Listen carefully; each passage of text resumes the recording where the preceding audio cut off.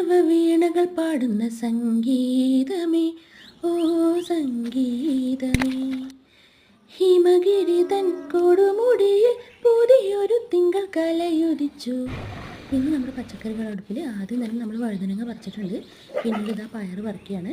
ഒരുപാട് പൂച്ചെടികളൊക്കെ ഉണ്ട് കേട്ടോ വീട്ടിൽ. അതിൻ്റെ ഇടയിൽ കൂടെയാണ് നമ്മൾ ഈ പച്ചക്കറികളൊക്കെ നട്ടിട്ടുള്ളത്. കുഞ്ഞുമുളക് ചെടിയിൽ ഇതാ ഇഷ്ടം പോലെ കുഞ്ഞു മുളകുകൾ ഉണ്ടായിട്ടുണ്ട്. പക്ഷേ ഒക്കെ നല്ല മൂത്തിട്ടുണ്ട് കേട്ടോ. പയറുണ്ട്. നമുക്കിനി കോവയ്ക്ക പറിക്കാനുണ്ട്. കോവയ്ക്കാണെങ്കിൽ വള്ളി ഒരുപാട് കൂടുതലായിട്ടുണ്ട്. നമുക്കത് വെട്ടണം. കുറച്ച് വെള്ളമുളകുണ്ട്, അതും കൂടെ പറിച്ചിട്ടുണ്ട് കേട്ടോ.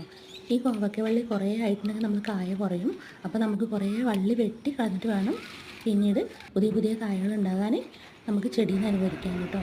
ഇതൊക്കെ പറിക്കുന്നത് നോക്കിയാൽ നമ്മുടെ മുറ്റത്ത് കാണുന്നൊരു കാഴ്ചയാണ് കേട്ടോ ട്രെയിൻ പോകുന്നത്. ഇതൊക്കെ കണ്ടിട്ട് നമുക്ക് അടിപൊളിയായിട്ട് ഇവിടെ പച്ചക്കറി കൃഷി നടത്താം. രാവിലെ തുറന്ന് വരുമ്പോൾ തന്നെ കാണുന്ന കാഴ്ച ഇതൊക്കെ തന്നെയാണ് കേട്ടോ.